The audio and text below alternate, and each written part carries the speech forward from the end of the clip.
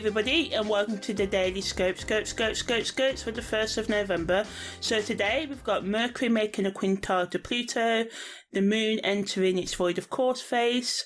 Check out the separate audio for that. There's a disseminated Moon as well, and the Moon going into Gemini. Again, both of these are on separate audios.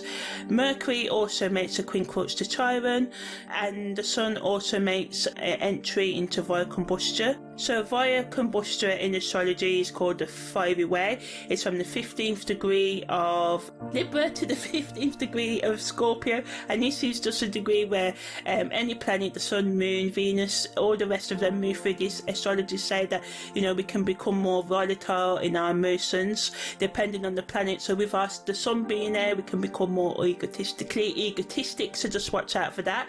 So I'm just going to talk about the aspects now. So that's Mercury Quintile Pluto and Mercury making a quincunx to Chiron. So Mercury's quintile to Pluto can make us more communicative, or we can allow ourselves to be more open to the idea of transformation.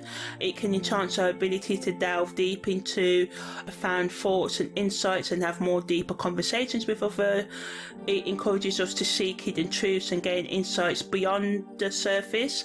This aspect empowers us to express our ideas captivatingly and persuasively, making it our ideal time for writers, speakers, and anyone involved in communication-based activities.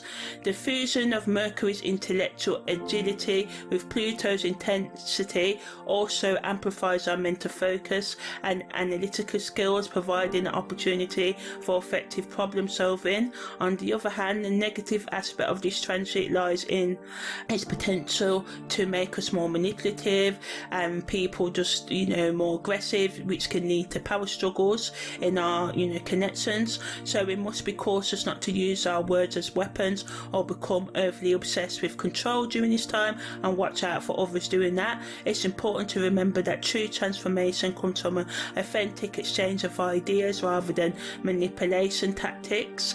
Mercury's quincunx to Chiron brings healing energy. We've still got the intellectual power of Mercury, but it's blending with the wounded healer archetype of Chiron. So on the spiritual level, it allows us, if you want to use it that way, to explore our deepest wounds and emotional pain, which can help bring about healing. It can help us unearth buried emotions or unresolved issues that require our attention and compassion. Psychologically, this transit can manifest as a sense of discomfort or tension within our communication and thought processes. We may find ourselves questioning our beliefs or experiencing a temporary crisis of faith in our abilities. This is a time for self-reflection and introspection, allowing us to confront any lingering fears or insecurities that may be holding us back. In terms of communication, Mercury's quincunx with Chiron can create misunderstandings or misinterpretations. It's important to approach conversations with empathy and open-mindedness at this time, as I said before, with Mercury's quintile to Pluto as well. But all in all, you know, it brings us the energy that can help us be more gentle in our listening and be more compassionate in our speech as well. And it's best for us to acknowledge our wounds head on rather than trying to sort of like avoid them as well, even though it may bring up discomfort and pain. Pluto's energy and Chiron's energy is, you know, doing this so it can sort of like purge us and heal us as well, allowing us to tap into our inner strength and resilience, which can lead to a greater sense of self-awareness, love and empowerment and understanding as well. So, you know, just try and be patient with yourself over the next coming days. Remember that healing takes time and it's normal to feel a bit unsettled during this period. Instead of resisting or repressing your emotions and putting off conversations and what things that happen and running into, you know, addictive substances, try and embrace your emotions as part of the journey towards personal growth.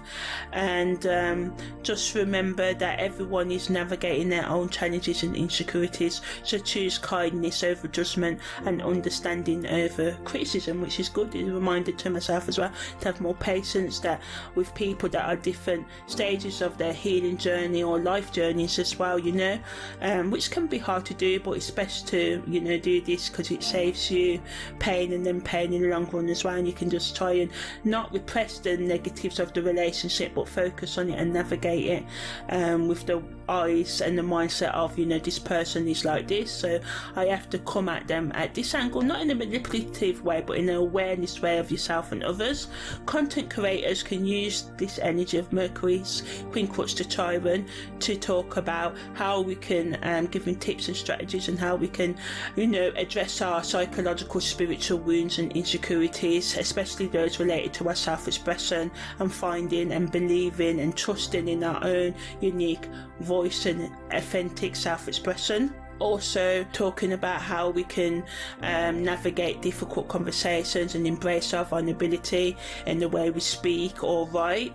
Also allows us to talk about, you know, using words and speech as a which is also called narrative therapy, as a form of release, catharsis, you know, healing, and how storytelling can uplift ourselves, or how reading and stuff like that, even if it's listening to audiobooks and stuff, can help us understand ourselves, or, you know, sort of like make us heal as well. So also talking about the importance of creating a safe space in our relationship, especially the one with ourselves, how active listening and having empathy in our relationships can help us, you know, not resist conflict but heal the conflict quicker as well as talking about techniques that can help us make deeper relationships, and how we can be more compassionate in our communication and understanding, as well as creating safe spaces for open and honest conversations, which can be hard to do.